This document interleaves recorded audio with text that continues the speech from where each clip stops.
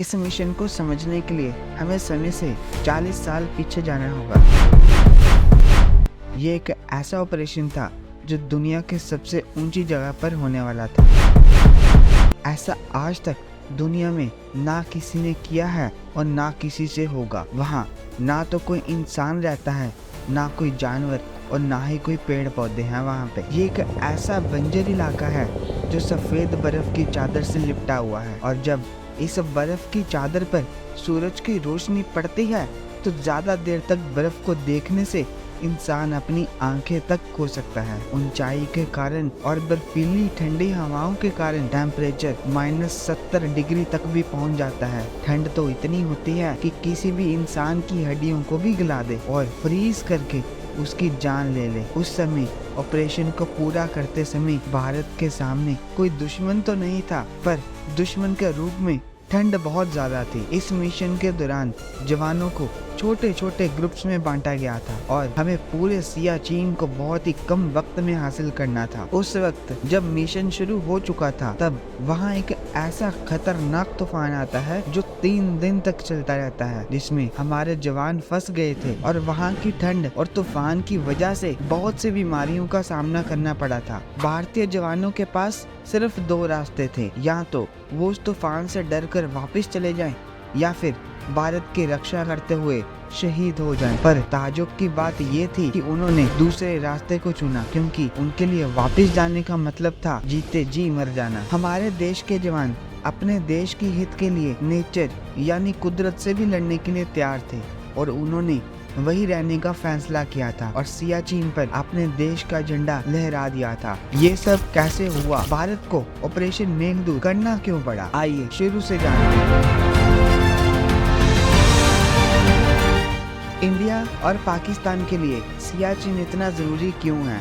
इसके लिए आपको सियाचिन ग्लेशियर को ही समझना पड़ेगा। ये ग्लेशियर नॉर्थ ईस्ट के NJ 9842 में पड़ता है। ये एक ऐसी लोकेशन है जहां इंडिया और पाकिस्तान के बीच लाइन ऑफ कंट्रोल खत्म होती है, और ये ग्लेशियर 76 किलोमीटर में, और ये ग्लेशियर दुनिया का दूसरा सबसे ऊंचा ग्लेशियर है। ये इस ग्लेशियर का सबसे ऊंचा पॉइंट इंदिरा कोल है, जो कि 18,661 फीट ऊंचा है सी लेवल से, और इसका सबसे निचला हिस्सा 11,000 फीट का है। अब आप खुद ही अंदाजा लगा सकते हैं कि कितना खतरनाक माहौल होगा वहाँ पे, और इंडिया के लिए ये कितना इम्पोर्टेंट होने वाला था, क्योंकि इस ग्लेशियर को खोने का मतलब था हम पाकिस्तान और चाइना को फ्री हैंड दे देते। आप जब चाहे हमारे देश पर हमला कर लीजिए। जी हाँ, चाइना का बॉर्डर भी इस सियाचिन से मिलता है, और पाकिस्तान इस चीज का फायदा हमें नुकसान देकर उठाता और चाइना भी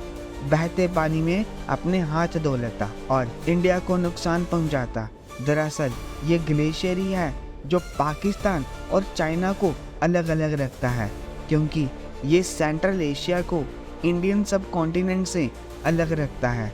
अगर यही पाकिस्तान को मिल जाता तो लद्दाख रीजन और श्रीनगर पर पाकिस्तान आर्मी की निगरानी बहुत ज़्यादा बढ़ जाती और कारगिल वॉर जैसे हमले कई बार और बार बार देखने को मिलते। आपने ईस्टर्न लद्दाख चाइना के 2020 के क्लैशेस और लाइन ऑफ कंट्रोल में भारी तनाव ने हमें सियाचिन की इम्पोर्टेंस तो बता दी है। इसमें सलतोरो रिज पाकिस्तान को चाइना के साथ मिलने से रोकता है, और इसकी इम्पोर्टेंस को देखते हुए भारत ने 1984 में इस मिशन के तहत वहाँ की सभी ऊंची पहाड़ियों को अपने अंतर्गत ले लिया था। इस चीज से भारत को फायदा ये हुआ कि वो अपने दुश्मन पर 2400 घंटे नजर रख सकते थे।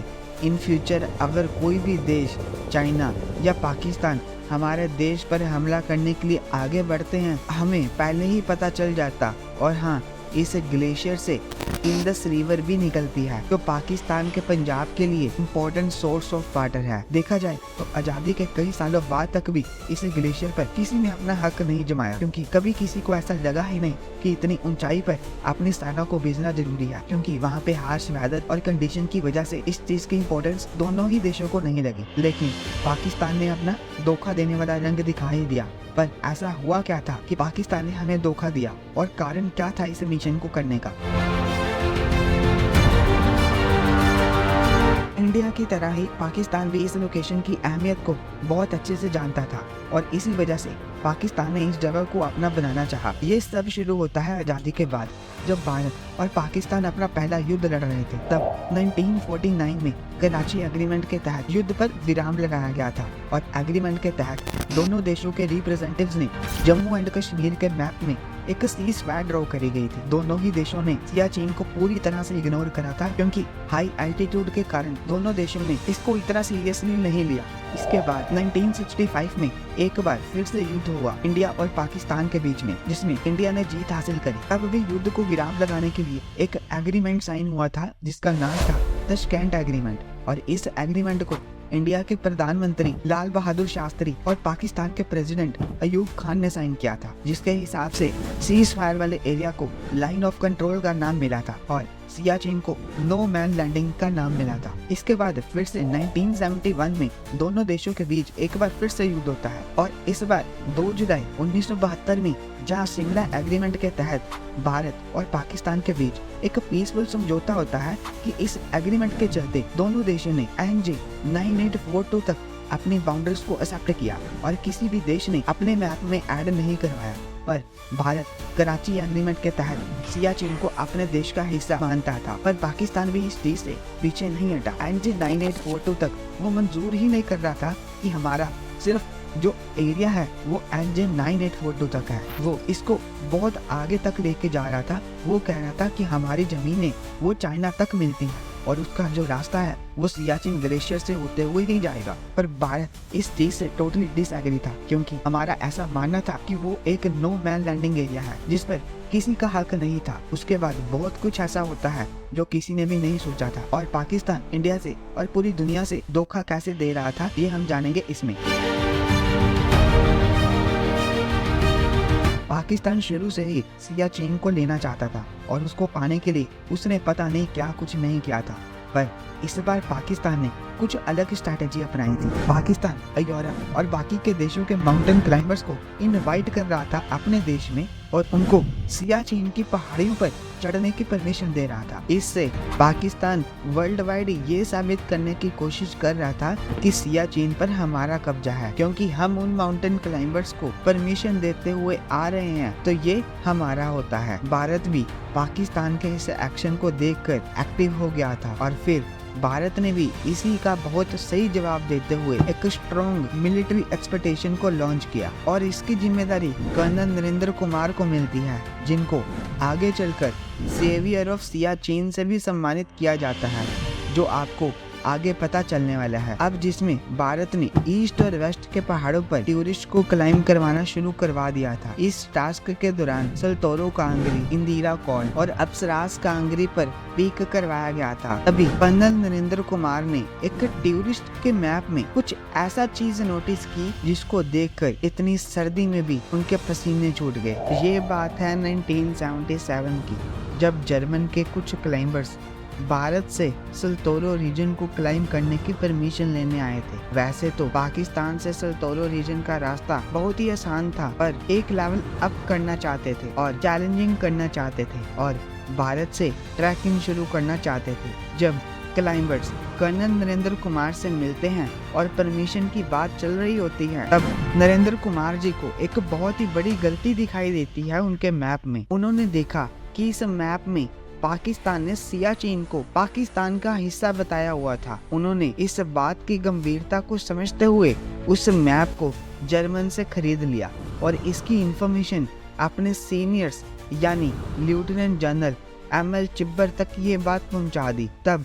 उन्होंने और बड़े बड़े जियोलॉजिस्ट ने मैप्स को स्टडी करा और भारत को फिर समझ में आ गया था कि मैप पर गलत लाइन ड्रॉ करी हुई थी और पिछले 15 सालों से सियाचिन को पाकिस्तान का हिस्सा दिखाया जा रहा था। और ये सब देखकर भारतीय मिलिट्री हेडक्वार्टर्स में हड़कंप सा मच गया था। सब लोग डरे हुए थे कि पाकिस्तान का नेक्स्ट मूव कौन सा होगा। आई नो आप भी यही सोच रहे हैं कि ऐसा क्या हुआ होगा, क्या चीजें चल रही होंगी उस टाइम पे इंडियन मिलिट्री हेडक्वार्टर्स में। फिर उसी टाइम इंडियन इंटेलिजेंस की एक रिपोर्ट आती है कि पाकिस्तान ऑपरेशन अबाबिल लॉन्च करने वाला था और जो सियाचिन पर कब्जा करने के लिए लॉन्च किया जाने वाला था।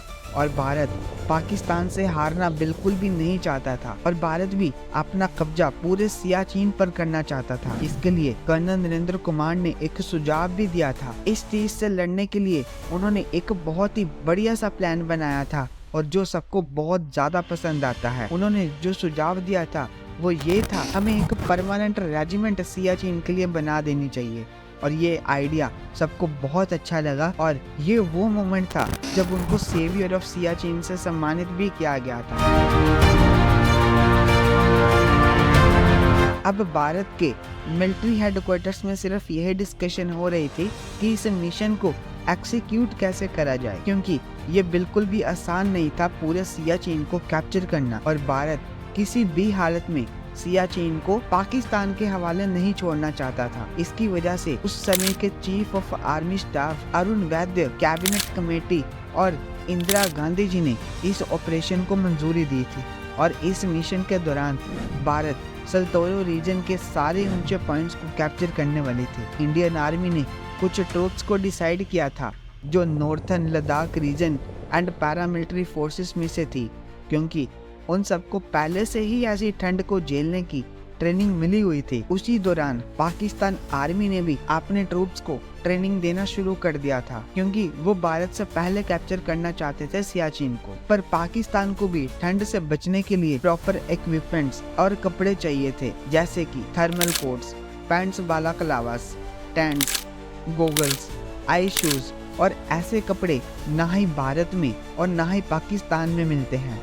उन्होंने हमसे पहले ही लंदन की एक बहुत बड़े सप्लायर के साथ डीलिंग कर ली थी और 150 किट्स का ऑर्डर भी दे दिया था और सेम कपड़े और इक्विपमेंट्स भारत के जवानों को भी चाहिए थे। इसीलिए उस टाइम के प्रधानमंत्री इंदिरा गांधी जी ने जनरल पीएन हुन को इसकी जिम्मेदारी दी और उनको उसी देश और उसी कंपनी के पास भेजा। अभी तक भारत को पाकिस्तान के इस मूव के बारे में नहीं पता था कि पाकिस्तान हमसे पहले ही वो ऑर्डर कर चुका है और उसी देश और उसी सेम कंपनी के साथ। जब जनरल हुन ने बात करी कंपनी से, तब उस कंपनी ने पहले तो बहुत आनाकानी करी और दूसरे सप्लायर्स तक का एड्रेस हमें दे दिया कि हम आपका ऑर्डर पूरा नहीं कर सकते अगले 2 सालों तक, क्योंकि हमारे पास बहुत ही बड़ा ऑर्डर आया हुआ है जिसको पूरा करते करते हमें 2 साल लग जाएंगे। पर जनरल हुन ने पूछा कि इतना बड़ा ऑर्डर आखिर आया किसका हुआ है आपको?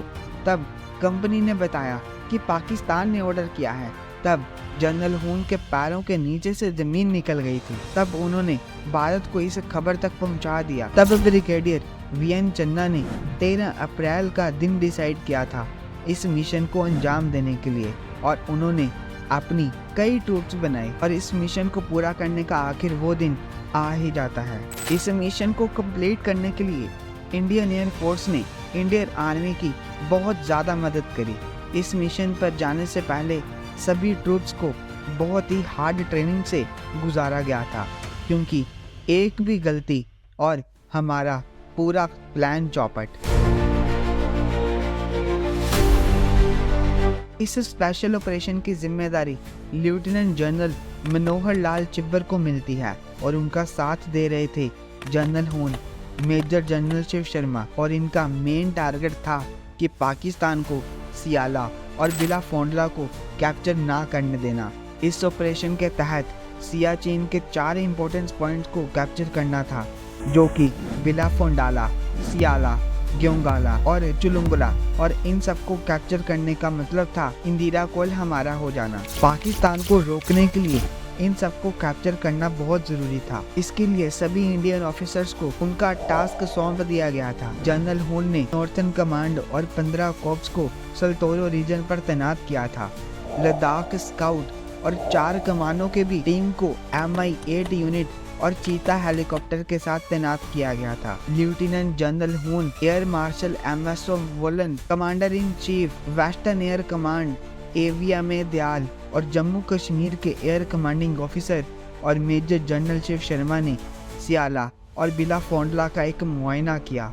मौसम तब बहुत ही ज़्यादा खराब था और तूफान आने की पूरी संभावना थी। बर्फबारी शुरू हो चुकी थी और इससे भी ज़्यादा जो सबसे चिंताजनक चीज़ थी वो थी सर्दियों के कपड़े विद प्रॉपर इक्विपमेंट्स। पर 12 अप्रैल को शाम के 5 बज रहे थे, तब Mi-17 हेलीकॉप्टर में सब इंपोर्टेड कपड़े थे जिनको जनरल हुन लंदन से लेके आए थे। इसमें इंडियन एयरफोर्स के चीता हेलीकॉप्टर्स ने हमारी बहुत ज़्यादा मदद करी। 13 अप्रैल सुबह 5:30 बजे बेस कैंप से उनको फर्स्ट पॉइंट विला फोंडाला पर ड्रॉप करा। उसमें कैप्टन एस.के. कुलकर्णी और एक जवान बैठे थे। जितने भी जवान थे उन सभी को एक एक करके उस पॉइंट तक लैंड करवाता है चीता हेलीकॉप्टर। उसने 17 राउंड लगाए और 27 जवानों को वहां लैंड करवाया गया था। सुबह 7 बजे थे। विला फोंडाला पर हमने तिरंगा लहरा दिया था और हमने पहले पॉइंट को जीत लिया था। पर लैंडिंग के 3 घंटे बाद ही वहां पर हमारे रेडियो मैन की तबीयत खराब हो जाती है। उनके लंग्स में पानी भर जाता है एक्सट्रीम ठंड की वजह से और उसको वापस भेजना पड़ता है। अब हमारे 29 जवान विला फोंडाला पर रुके हुए थे और अगले 3 दिनों तक वहाँ का मौसम बहुत ही ज़्यादा खराब था। तो इंडियन आर्मी के पास रुकने के अलावा कोई भी चॉइस नहीं थी। पहले 48 आवर्स में एक जवान की और तबीयत खराब हो जाती है, उसको सांस लेने में दिक्कत आ रही थी और वो जवान शहीद हो जाता है। अब वहाँ बचते हैं 28 जवान, जिनमें से 21 जवानों को फ्रोस्ट बाइट हो गई थी। लेकिन बेस कैंप के ट्रूप्स ने विला फोंडाला की तरफ कैंप लगाने शुरू कर दिए थे। मेजर बहुगुणा जो सियाला जाने के लिए बिल्कुल रेडी थे, उनको भी कैंप में ही रुकना पड़ता है क्योंकि हेलीकॉप्टर का उड़ना बहुत ही मुश्किल था। सभी को स्ट्रिक्ट ऑर्डर थे कि रेडियो ऑन नहीं करना है, किसी भी हालत में नहीं करना है। पर उनका साथी लैंस नायक रमेश सिंह शहीद हो गया था ठंड की वजह से और उनकी बॉडी वहां पर थी। अब वही हुआ जिसका डर था। ऐसा माना जाता है कि ये इंडिया का सबसे वर्स्ट डिसीजन था रेडियो ऑन करने का। अब पाकिस्तान को भी पता चल चुका था कि इंडिया ऑलरेडी उसी बेस कैंप पर है जहां पर वो कब्जा करना चाहते थे। सारी नजरें नॉर्थर्न कमांडर ब्रिगेडियर वी.एन. चन्ना पर आ गई थी क्योंकि सर्दी के मौसम में भेजने का फैसला उनका गलत साबित होने लगा था। और फिर तूफान 3 दिन बाद खत्म हो जाता है और इंडियन एयरफोर्स ने 32 राउंड करे, जो अपने आप में ही एक रिकॉर्ड था, जिसमें 5 चीतास और 2 Mi-8 ने मेजर बहुगुणा और 29 जवानों को सियाला से 5 किलोमीटर ईस्ट पर ड्रॉप किया था। उन्होंने सियाला तक 5 किलोमीटर की चढ़ाई करी थी, जो बिल्कुल भी आसान नहीं थी। और फिर 17 अप्रैल सियाला पर भी हमने जीत हासिल कर ली थी। इसी बीच लेफ्टिनेंट कर्नल डी.के. खन्ना ने 19 कमानों के साथ ग्योंगड़ा की ओर धीरे धीरे आगे बढ़ना शुरू कर दिया था और ऐसा माना जा रहा था, ऐसा अनुमानित था कि जून के पहले हफ्ते तक ही हम वहां पे जीत हासिल कर लेंगे और वहां पे हमारा कब्जा हो जाएगा। अब लेकिन सिर्फ एक ही खतरा था और वो था पाकिस्तान, क्योंकि वो चुप नहीं बैठने वाला था और हमला जरूर करना था उन्होंने, और हुआ भी ऐसा ही। उसके लिए हमने सैम यानी surface to air missile 2 detachment उन्होंने सियाला और विला फोंडाला पर 22 और 23 अप्रैल तक लगवा दिए थे और 2 ZU-232 गन्स एयरलिफ्ट करवाई गई थी चीतास के जरिए। लोलो फोंडाला और सियाचिन ग्लेशियर पर भिजवाए गए थे। फिर इंडियन इंटेलिजेंस की एक रिपोर्ट आती है कि पाकिस्तान 80 इन्फेंट्री ब्रिगेडियर्स की एक ब्रूजील फोर्स बनाई गई थी पाकिस्तान ने। उन्होंने इंडियंस को वहां से हटाने के लिए ऑपरेशन अबाबिल लॉन्च कर दिया था अपना, और जिसे वो सियाला और विला फोंडाला पर कब्जा बनाना चाहते थे। कैप्टन संजय कुलकर्णी विला फोंडाला पर अपनी प्लेटून के साथ कब्जा जमा चुके थे, जहां उन्होंने हर एक की ड्यूटी को बदल बदल कर लगा दिया था कि वो नजर रख पाए हर एक जगह से, और जिनका आंसर वो ओके या फिर राम राम बोल कर देते। फिर आती है वो रात, सब जवान अपने अपने कैंप्स में सो रहे थे और एक जवान कैंप के बाहर रहकर देखभाल कर रहा था कि कोई खतरा न हो, और उस जवान का नाम था चंचल। रात के 4:30 बजे थे। उनको कुछ हलचल महसूस होती है और बाकी के जवानों को सिग्नल देते हैं और बोलते हैं एनिमी एनिमी। सब लोग नींद में थे और उन सबको बचाने के लिए चंचल फायरिंग स्टार्ट करते हैं और गोलियों की आवाज़ से सब जवान प्रॉपर तरीके से उठ जाते हैं और पलक झपकते ही सब लोग लड़ने के लिए तैयार हो जाते हैं। चंचल अकेले ही फायरिंग कर रहे थे पाकिस्तान की सेना के सामने, पर सामने 26 पाकिस्तानी आर्मी के सैनिक थे। उस मोमेंट के लिए वो अकेले पड़ गए थे और पाकिस्तान की एक गोली उनके सर पर आके लगती है, जो कि HMG से निकली थी, 0.5 फैम बुलेट, और इंस्टेंटली वो वहां पे शहीद हो जाते हैं। पर अपने लास्ट मोमेंट पे भी उन्होंने गोलियां चलाना नहीं छोड़ा और हाथ ट्रिगर पर रहते हुए ही वो शहीद हो गए थे। जब बाकी के जवानों ने देखा कि हमारा साथी शहीद हो गया है फायरिंग में, तब उन्होंने बहुत ही बहादुरी से और बहुत ही समझदारी से पाकिस्तानी आर्मी से लड़ाई करी और जिस सैनिक ने हमारे जवान को शहीद किया था, उस पाकिस्तानी सैनिक को बहुत ही अच्छे तरीके से टारगेट करके उसको वही गोली मारी जहां हमारे जवान को लगी थी और सभी 26 के 26 जवानों को हमने मार गिराया। यहाँ हारने के बाद भी पाकिस्तान हमला करने से नहीं रुका। उन्होंने जून और अगस्त में वापस से हमले करने शुरू कर दिए और भारत ने हर बार उनको धूल चटा दी और उनके 30 पाकिस्तानी जवानों को भी मार गिराया। और इसी बीच DK खन्ना ने भी ग्योंगला पर अपने कदम जमा लिए थे और 5700 मीटर की ऊंचाई को हासिल कर लिया था और भारत ने पूरी तरह से चारों पॉइंट्स पर कब्जा जमा लिया था और सियाचिन हमारे कब्जे में था। ये बिल्कुल भी आसान नहीं रहा था भारत के लिए, क्योंकि यहाँ दुश्मन से ज्यादा तो ठंड ने हमारे जवानों की जान ली थी। पर इन सब चीजों से हटकर भारत ने इस ऑपरेशन के कुछ समय बाद ही सभी पोस्ट को परमानेंट कर दिया था और इस ऑपरेशन के बाद भी पाकिस्तान ने सियाचिन पर कब्जा करने के बहुत सी कोशिशें करी। उन्होंने 1986 में बिलाफोंडाला के साउथ में सबसे ऊंची पहाड़ियों पर अपनी मिलिट्री पोस्ट बनाकर वहां क्वाड पोस्ट बना दी, पर भारत ने 1987 में ऑपरेशन रिजीव करके उनको वहां से भगा डाला और उस पहाड़ी का नाम बदलकर बाना पोस्ट कर दिया, क्योंकि ये ऑपरेशन की जिम्मेदारी नायब सूबेदार बाना सिंह जी के हाथ में थी। और फिर से उसी साल 1987 में पाकिस्तान ने ऑपरेशन तयाद को लॉन्च किया, पर हर बार की तरह भारत ने उनकी एक न चलने दी। कारगिल वॉर को अंजाम दिया 1999 में, जहां उनका सिर्फ यही मकसद था कि शायद उन्हें सियाचिन मिल जाए, पर उनका एक एक मूव गलत साबित करके दिखाया हमारे देश के जवानों ने। अगर आप भी भारत सेना के सम्मान में कुछ करना ही चाहते हैं तो आप अपनी जगह से उठकर उन शहीदों को सिर्फ एक बार सैल्यूट और नमन कर दीजिए और सब्सक्राइब और लाइक भी कर दीजिए। जय हिंद दोस्तों।